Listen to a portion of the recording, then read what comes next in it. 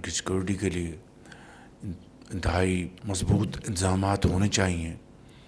اور میں نے پھر جب میں چین گیا جون میں اس سال تو ان کو بڑی ہم نے ایشورنس دلوائی، مگر اس کے باوجود بھی کل بدقسمتی سے یہ واقعہ ہوا جس سے کہ یقیناً چینی عوام اور چینی لیڈرشپ میں اور پاکستان کے عوام بھی اس میں پوری طرح شریک ہیں اس افسوسناک واقعہ کے غم میں.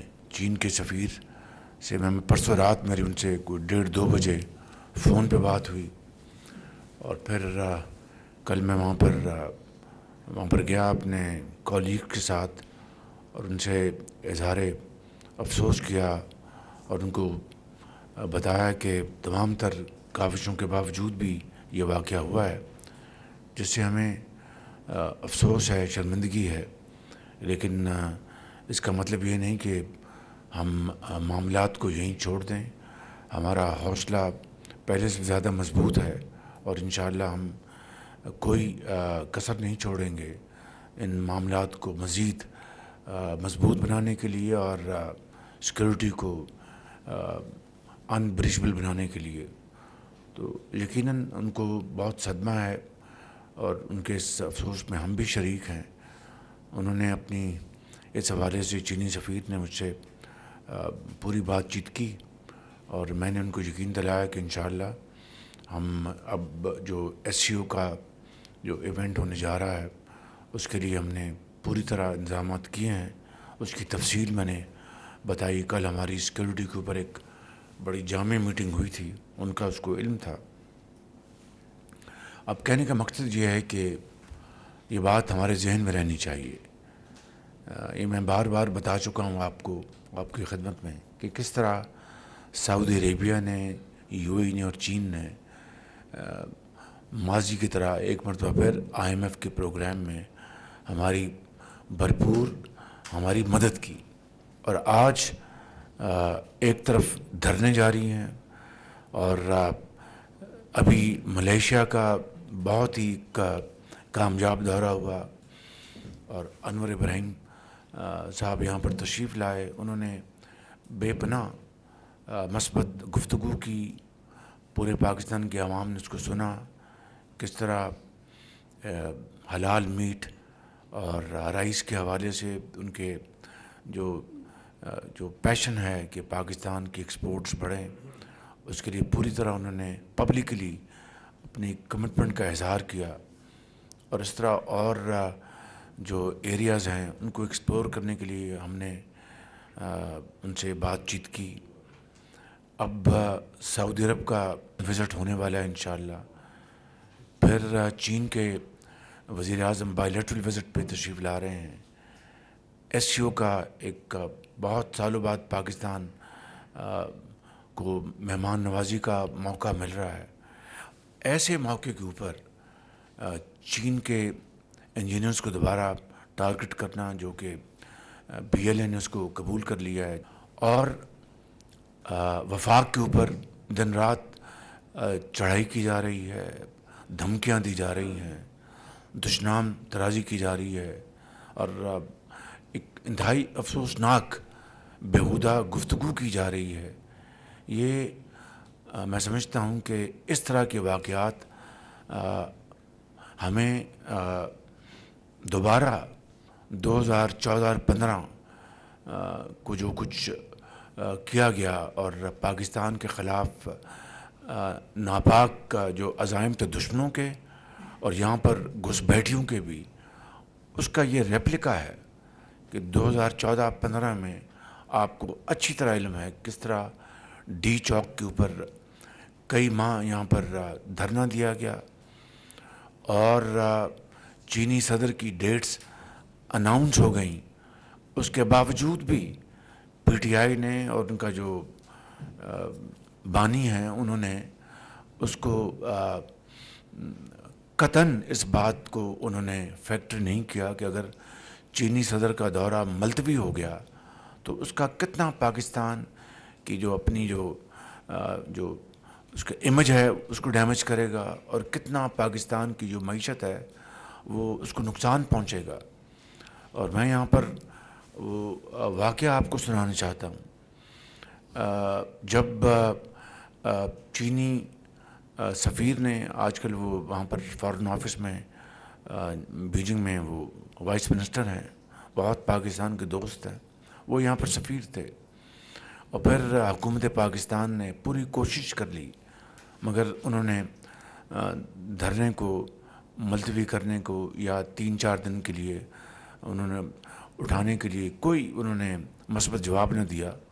تو ایک رات میں یہاں پر تھا اسلام آباد میں, تو مجھے کوئی 10-10:30 بجے ان کا فون آیا چینی سفیر کا کہ چیف منسٹر وہ دورہ پریزیڈنٹ شی کا ملتوی ہو گیا ہے. یقین کریں کہ بڑا اس کا ایک دھچکا لگا. میں نے وزیر اعظم نواز شریف صاحب سے بات کی, ان کو بھی بہت افسوس ہوا کہ دیکھیں کہ پاکستان کی ترقی اور خوشحالی کے ایک عظیم منصوبے کی شروعات ہونے والی ہیں, سی پیک, اور سب جانتے تھے کہ اربوں ڈالر کی وہ سرمایہ کاری ہوگی. اس کو نقصان پہنچانا, اس سے بڑی پاکستان کی ڈس سروس کوئی اور ہو نہیں سکتی. اس سے زیادہ پاکستان کے امیج کو اور پاکستان کے مفاد کو نقصان پہنچانے کا کوئی اور حربہ ہو نہیں سکتا. تو مجھے انہوں نے کہا کہ آپ کا کیا خیال ہے؟ میں نے کہا کہ مجھے آپ اجازت دیں. یہ میں آج اس لیے بات بتا رہا ہوں کہ تاکہ ہمیں اور قوم کو پتہ ہونا چاہیے کہ کس طریقے سے اس زمانے میں کیا حرکتیں کی گئیں اور کس طرح پاکستان کی جڑوں کو کاٹنے کے لیے کیا ایک سازش کی گئی. تو میں نے کہا کہ مجھے آپ اجازت دیں, میں جنرل رحیل کو ملتا ہوں. He was then the chief army staff. میں ان کو ملتا ہوں کل, اور چینی سفیر کو بھی میں لے کے چلتا ہوں, اور ان سے جا کے ہم بات کرتے ہیں کہ وہ ایک ایفرٹ کریں اور یہ ہٹوائیں, ورنہ یہ معاملہ بہت خراب ہو جائے گا. چینی سفیر نے مجھے کہا کہ ہم نے یہ آپ کو کنوے کر رہے ہیں آفیشیلی کہ ہم نے ملتوی کر دیا دورہ. تو میں نے کہا آپ رکیں, میں ایک ایفرٹ کرتا ہوں. چنانچہ میں نے چینی سفیر کو دوبارہ فون کیا. میں نے کہا اس طرح کل میں چیف آرمی اسٹاف سے بات کرتا ہوں, اور آپ بھی میرے ساتھ چلیں. I remember this was 3rd September 2014. میں گیا GHQ, جنرل رحیل سے ملاقات ہوئی, ساری بات بتائی. تو انہوں نے میری بات سنی. ان کا میں چیف منسٹر میں ایفرٹ کرتا ہوں کہ میں چائنا کے ڈیفنس منسٹر سے بات کروں. تو مرحوم جنرل اشفاق ندیم, اس کو ہی واز CGS, وہ میرے پاس وہ بیٹھ گئے اور جنرل رحیل چلے گئے. 15 منٹ بعد آئے, کہنے گے کہ میں نے بڑی ایفرٹ کی ہے, وہ بات بنی نہیں. تو یہ اندازہ کریں کہ پھر وہ گیا اپریل 2015 میں دورہ, 7 ماہ کی تاخیر سے. اور وہ 7 ماہ پاکستان کے لیے سم قاتل کا حکم رکھتے تھے کہ 20 گھنٹے کی بجلی کی لوڈ شیڈنگ تھی, اور کیا ہماری زراعت پیلی ہو گئی تھی, ہماری صنعت و حرفت ان کی چمنیوں سے دھواں نکلنا بند ہو گیا تھا, لاکھوں لوگ بے روزگار ہو گئے تھے. ہماری جو باہر کے ہمارے جو ایکسپورٹس کے ہمارے جو کانٹیکٹ تھے, وہاں امپورٹرز نے ان کو ریسنڈ کر دیا کہ جی پاکستان سے ہم نہیں کریں گے, وہاں سے تو ایکسپورٹ ہو ہی نہیں سکتی. یہ حالت تھی. اس کے باوجود بھی انہوں نے ضد نہیں چھوڑی کہ وہ چاہتے تھے کہ پاکستان کی جو معیشت ہے اس کے اوپر کاری ضرب لگائی جائے. آج this is a replica of that gory tale, وہ جو 2014 کی تھی. یہ جو دھرنے دیے جا رہے ہیں اور روز اسلام آباد پر چڑھائی ہو رہی ہے, میں سمجھتا ہوں کہ یہ مذموم ارادے ہیں, ناپاک کا وہ عزائم ہیں جو پاکستان کو اب یہ کیوں ہو رہا ہے. ایک عقل کے اندھے کو بھی یہ بات سمجھ میں آ رہی ہے کہ ہمارا IMF کا پروگرام ہو چکا, اللہ تعالیٰ کے فضل و کرم سے, اجتماعی کاوشوں سے. It's teamwork, absolute finest level of teamwork. اس کے بعد آپ کی جو مہنگائی ہے وہ ایک سال پہلے 32% تھی, آج وہ 6.9% پہ ہے. جو دنیا کے جو بہترین جو انسٹیٹیوشنز ہیں ان کی جو اپنی جو ان کی اسسمنٹ ہے اس سے بھی زیادہ تیزی سے نیچے آئی. آپ کی ایکسپورٹس بڑھ گئی ہیں الحمدللہ. آپ کی ریمیٹنسز وہ ان میں اضافہ ہوا ہے، آپ کی آئی ٹی ایکسپورٹس میں ان میں اضافہ ہوا ہے، آپ کے ایک فیل گڈ فیکٹر آیا ہے، آپ کا اسٹاک ایکسچینج دیکھیں اٹس اسکائی راکٹنگ۔ یہ وہ وجوہات ہیں جن کی بنا پر یہ جو ایک جتھا ہے اس کو یہ منظور نہیں کہ پاکستان ترقی کرے، غریب کی حالت سنور سکے، مہنگائی کا بوجھ کم ہو۔ ان کو دن رات یہ غم کھائے جا رہا ہے، اور وہ اس میں بالکل لوٹ پوٹ ہیں کہ بھئی اگر اکانومی سنبھل گئی، معیشت اگر پاؤں پہ کھڑی ہو گئی تو پھر ہمیں کون پوچھے گا، لہٰذا اپنا یہ بازار گرم کرو، ہر جگہ ادھم مچاؤ، وہاں پر جتھے جو ہیں وہ جائیں، وہاں پر پولیس کا افسر ایک سپاہی شہید ہوا اسلام آباد میں، اور ہر جگہ اب جہاں پر افراتفری مچائی جائے گی، جہاں پر شور و غل ہوگا، جہاں پر دھرنے دیے جائیں گے، تو کون آ کے سرمایہ کاری کرے گا؟ کون پاکستان میں آ کے اپنا یہ رسک لے گا؟ میں سمجھتا ہوں کہ یہ بات بالکل دیوار پہ لکھی ہے کہ سرمایہ کاری وہیں ہوتی ہے جہاں پر حالات پرسکون ہوں، جہاں پر امن ہو، اور جہاں پر سب کو پتہ ہو کہ اس کا سرمایہ جو ہے وہ اٹ از پروٹیکٹڈ۔ تو میں سمجھتا ہوں کہ آج یہ بات ہمیں اچھی طرح سمجھ لینی چاہیے کہ یہ تمام جو کارروائیاں کی جا رہی ہیں، اور کے پی سے وزیر اعلیٰ کی ان کی سربراہی میں جو اٹک میں ابھی پرسوں آپ نے دیکھا ایک میدان اپنے لگا ہوا تھا، فائرنگ کی، ان کے جو جلوس تھے اس میں یہ بات اب it is established beyond an array of doubt کہ ان کے جلوس میں افغان تھے شہری، ان کے جلوس میں سرکاری پولیس کے لوگ تھے اور دوسرے اہلکار تھے، ان کے جلوس میں موجود تھے جہاں سے ہوائی فائرنگ ہوئی۔ تو کہنے کا مقصد یہ ہے کہ اگر پاکستان کو ترقی اور خوشحالی پہ کی طرف گامزن کرنے کے لیے اتنی کاوشیں کی جا رہی ہیں، اور یہ بات عوام کو کسی بات کا میں سمجھتا ہوں کہ ان کو نہ بتانا یہ اپنے آپ سے زیادتی ہے اور اس ملک سے زیادتی ہے۔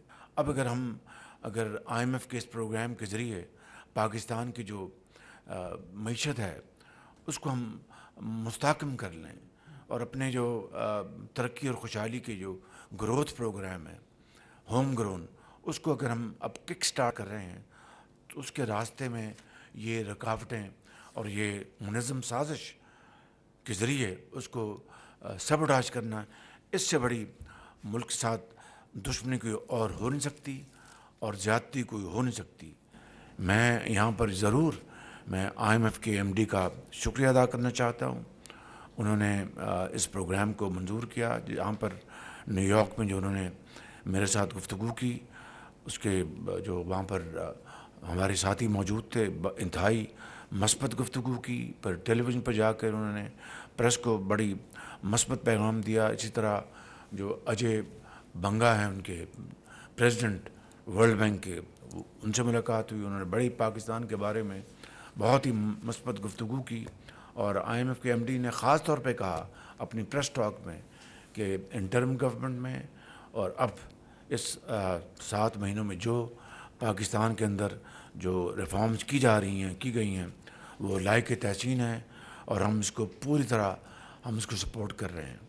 آپ دیکھیں کہ جو ایف بی آر کی جو اس وقت جو ریٹرنز ہیں، آپ کی جو فائلرز جو ہیں اس کی تعداد دگنی ہو گئی ہے۔ تو یہ ایسے تو نہیں ہوئی، یہ دن رات اس کے اوپر محنت کی گئی ہے۔ فائنانس منسٹر، ان کے finance secretary, M M S chairman F B R ایک بڑا لائق فائق قابل افسر ہے جس کی میں بے پناہ عزت کرتا ہوں، اور بڑی وہ ان کی پوری ٹیم محنت کر رہی ہے، یہ سب لوگ لگے ہوئے ہیں۔